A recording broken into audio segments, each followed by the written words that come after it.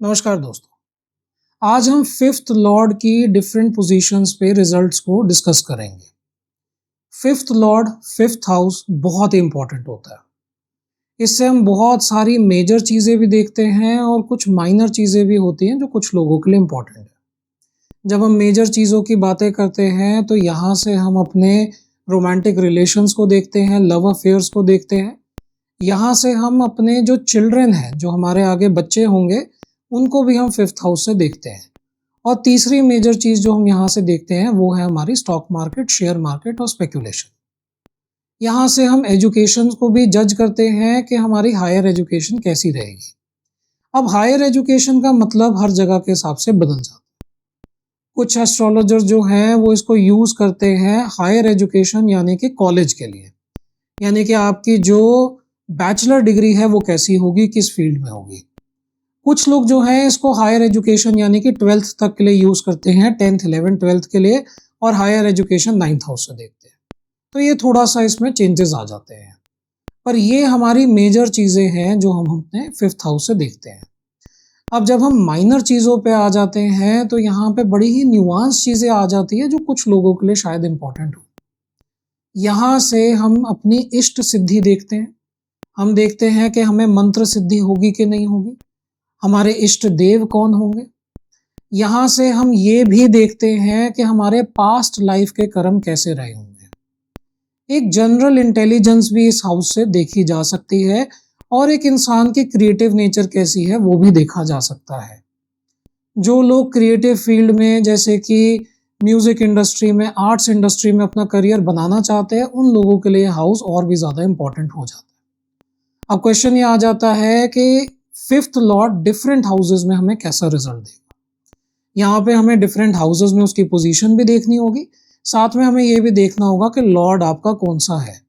तो हर बार की तरह अगर आपको कोई कंफ्यूजन हो कि आपका लॉर्ड कैसा रिजल्ट देगा, आपको ये समझ में आ जाए कि वो इस हाउस में कैसा रिजल्ट दे रहा है पर लॉर्ड क्या है, वो आप मेंशन कर सकते हैं नीचे कमेंट्स में। मैं जितने लोगों का हो सकेगा उतने लोगों को रिप्लाई करूंगा कि आपका लॉर्ड कैसा रिजल्ट देगा। आपको बस मेंशन करना है कि आपका फिफ्थ लॉर्ड कौन है, लगन लॉर्ड कौन है, फिफ्थ लॉर्ड कहाँ पे जाके बैठा है, उससे मैं आपको एक ब्रीफली समझा पाऊंगा। तो बहुत देरी नहीं करते हैं, हम देखते हैं कि फिफ्थ लॉर्ड डिफरेंट हाउसेज में क्या रिजल्ट देता है। स्टार्ट हम करेंगे फिफ्थ लॉर्ड फर्स्ट हाउस में। ये एक अच्छी पोजीशन है क्योंकि हमारा जो फर्स्ट है वो त्रिकोण केंद्र दोनों माना जाता है। तो आपका त्रिकोण लॉर्ड त्रिकोण में आके बैठा है, फर्स्ट हाउस में लगन में आके बैठा है। आपके जो चिल्ड्रन होंगे, जो बच्चे होंगे, वो आपके बहुत ज़्यादा क्लोज होंगे। ऐसे लोगों को यूजुअली एक अच्छी संतान भी मिलती है पर मल्टीपल संतान भी मिलने के चांसेस रहते हैं। यहाँ पे मल्टीपल से हमारा मतलब है कि हो सकता है 2 या 3 बच्चे हों, क्योंकि देश काल पात्र के हिसाब से हमें ये भी देखना है कि आप ज़्यादा किसको कहते हैं, मल्टीपल किसको कहते हैं। तो 2 3 4 बच्चे से ज़्यादा कोई भी नहीं करता है। यूजुअली 3 को माना जाता है कि हेल्दी अमाउंट ऑफ चिल्ड्रन इस इंसान के हैं।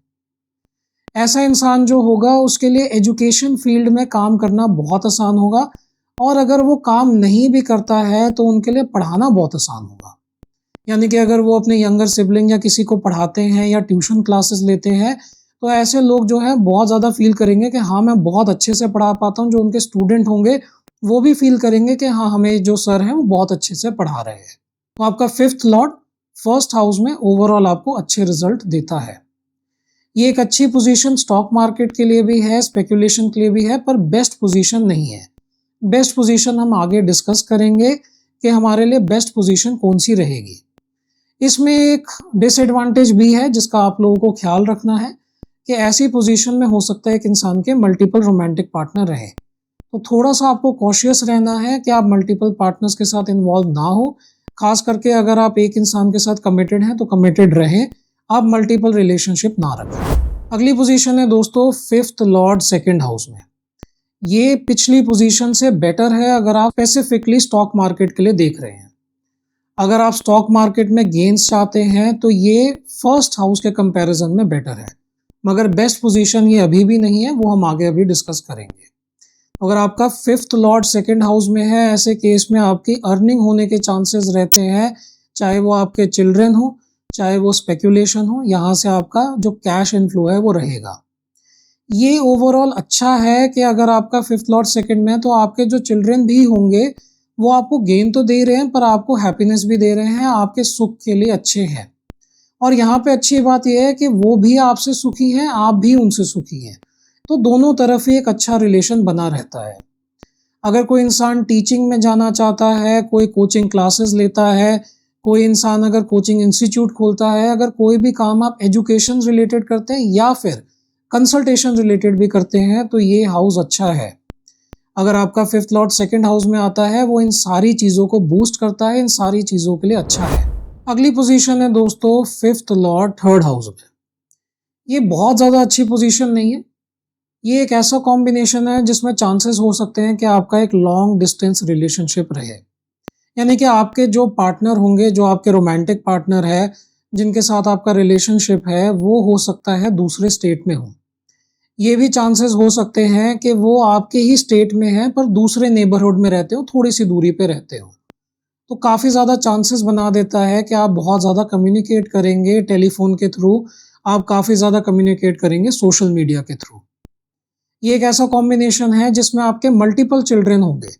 बहुत ज़्यादा सुख नहीं है, जैसा कि हमने पिछले 2 हाउसेस में देखा वैसा नहीं है, पर आपके मल्टीपल चिल्ड्रन होने के चांसेस रहेंगे। और ये खास करके एक ऐसा कॉम्बिनेशन है जिसमें आपकी मल्टीपल हॉबीज़ भी हो सकती हैं। ऐसे लोग बहुत ज़्यादा हॉबीज़ और परस्यूट रखते हैं और कई बारी ऐसी भी चीज़ होती है कि वो अपनी हॉबी को अपने करियर में कन्वर्ट कर पाएँ।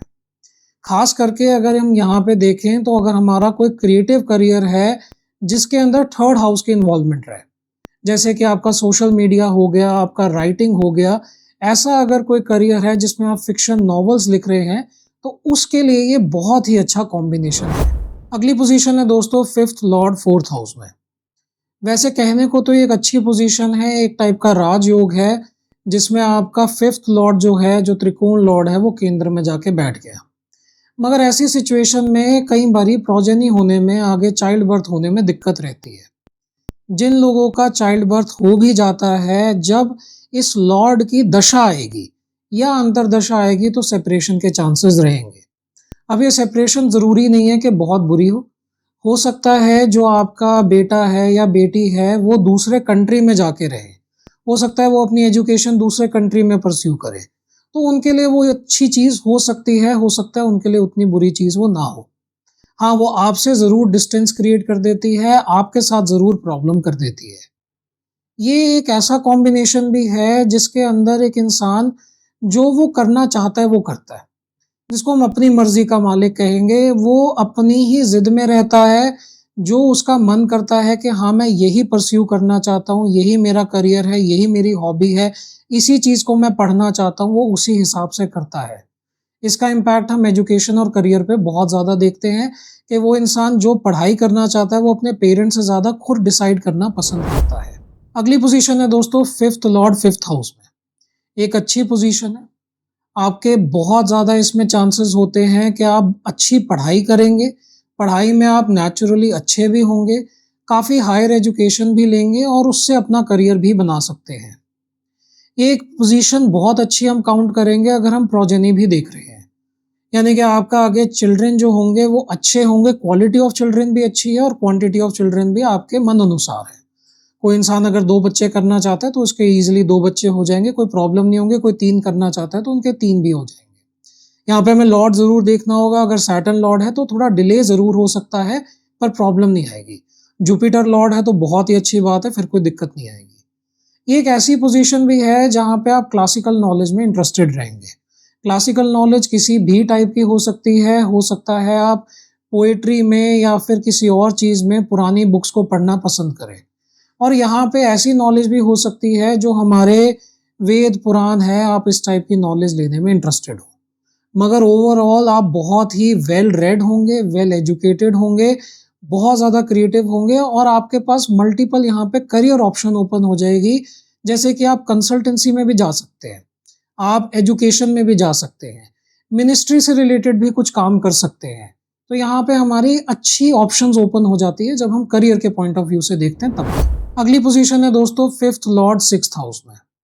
बहुत ज़्यादा अच्छी पोजीशन नहीं है, यहाँ पे प्रोजेनी में आने में दिक्कत रहती है, कई बारी आईवीएफ का सहारा भी लेना पड़ता है, कई बारी होता है कि प्रोजेनी होती ही नहीं है। अगर किसी की प्रोजेनी होती भी है, क्योंकि ऐसा नहीं है कि जिनका फिफ्थ लॉर्ड सिक्स्थ में किसी के भी बच्चे नहीं होंगे, आपको उसके नक्षत्र सब लॉर्ड भी देखने पड़ेंगे। पर जनरली क्या होता है कि अगर आपका फिफ्थ लॉर्ड सिक्स्थ में है तो आपके बच्चे होने के बाद भी उनके साथ आपका डिफरेंस ऑफ ओपिनियन रहेगा।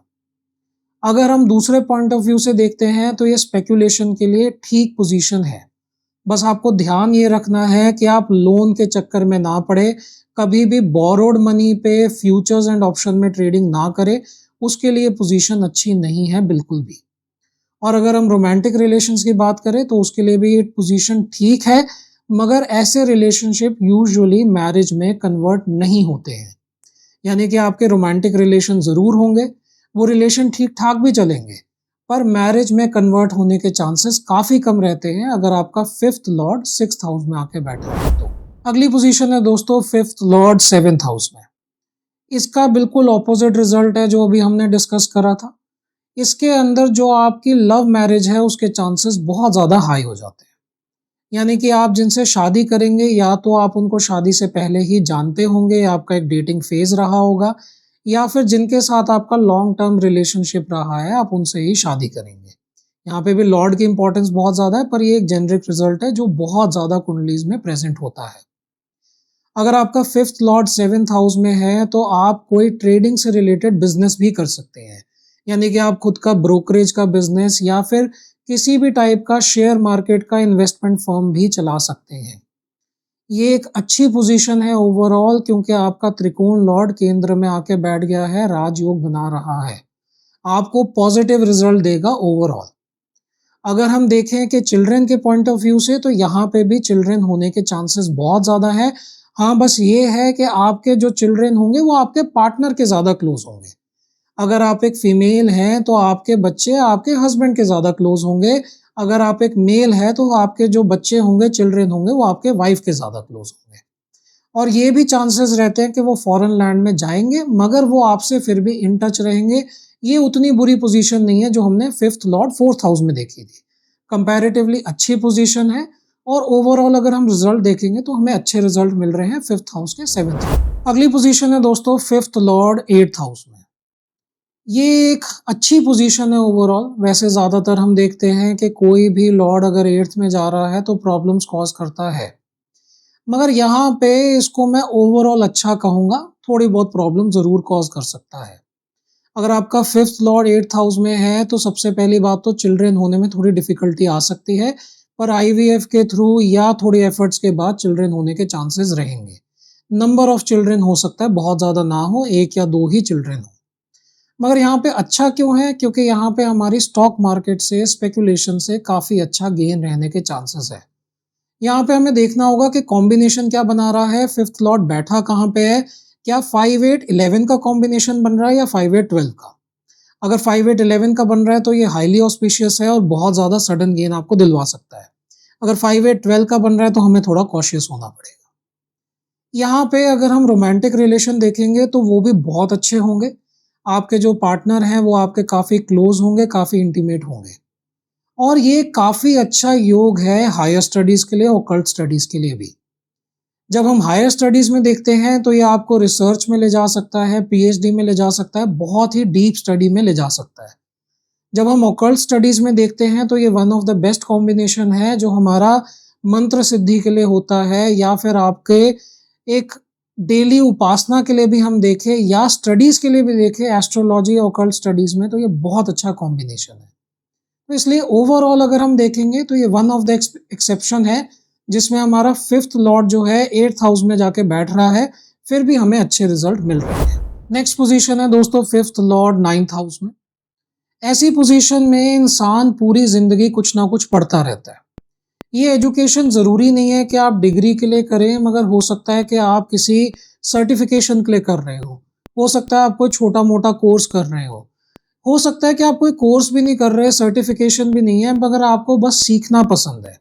तो पूरी जिंदगी इंसान पढ़ता रहता है और सीखता रहता है। ये लक के पॉइंट ऑफ व्यू से भी एक अच्छी पोजीशन है। यानी कि ऐसे लोग कंपैरेटिवली ज़्यादा लकी होते हैं। यहाँ पे फिर से हमें ध्यान रखना है कि लॉर्ड कौन है। अगर यहाँ पे हमारा सैटर्न लॉर्ड बन गया तो उतना ज़्यादा लक फैक्टर नहीं होगा। अगर सन लॉर्ड बन जाता है तो हमें सन का देखना होगा कि उसका हाउस कहाँ पे बैठा है। अगर वीनस बन जाता है तो ये बहुत ऑस्पिशियस हो जाता है।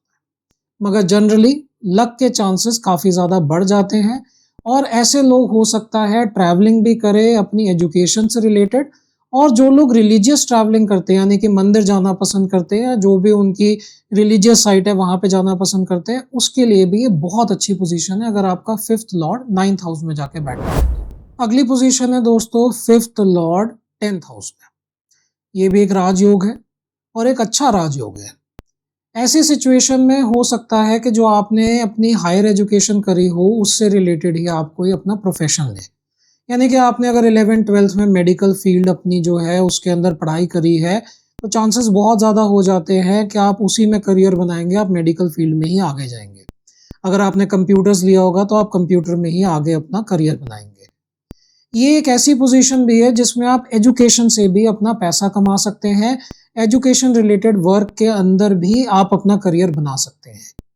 अब अगर हम स्पेक्यूलेशन देख लेते हैं तो स्पेक्यूलेशन के लिए भी अच्छा एक पोजीशन है, मगर आप उसको एज अ करियर ज़्यादा परस्यू करेंगे, सडन विंडफॉल के उतने चांसेस नहीं होंगे। आप शेयर मार्केट को एज अ प्रॉपर करियर एक इंट्रोड्यूस करेंगे अपने लाइफ के अंदर और उसको फॉलो करेंगे। अब हम रिलेशनशिप्स देखेंगे तो रिलेशनशिप्स के अंदर ऐसी पोजीशन जो है आपको अपने रोमांटिक रिलेशन वर्क प्लेस में दिलवा सकती है। यहाँ पे हमें थोड़ा कॉशियस रहना होगा कि हम रिलेशनशिप जो अपनी वर्क प्लेस पे बना रहे हैं ज़रूरी नहीं है वो मैरिज में कन्वर्ट हो। हमें देखना होगा क्या वो 7th लॉर्ड के साथ कोई अच्छा कॉम्बिनेशन बना रहे हैं कि नहीं, क्या वो 11th लॉर्ड के साथ कोई अच्छा कॉम्बिनेशन बना रहे हैं कि नहीं, क्योंकि ऐसे केसेस में कई बारी इंसान अफेयर्स रखता है वर्क प्लेस में, यानी कि उनका पार्टनर घर पे होगा और वो वर्क प्लेस पे अफेयर रखेंगे, तो हमें इस चीज़ में कॉशियस रहना है बहुत ज़्यादा। नेक्स्ट पोजीशन है दोस्तों फिफ्थ लॉर्ड 11th हाउस में। ये वो पोजीशन है जो मैं आपको कह रहा था कि शेयर मार्केट और स्पेक्यूलेशन के लिए बेस्ट है। यहाँ पे आप अच्छी वेल्थ कमा सकते हैं शेयर मार्केट के थ्रू या स्पेक्यूलेशन के थ्रू।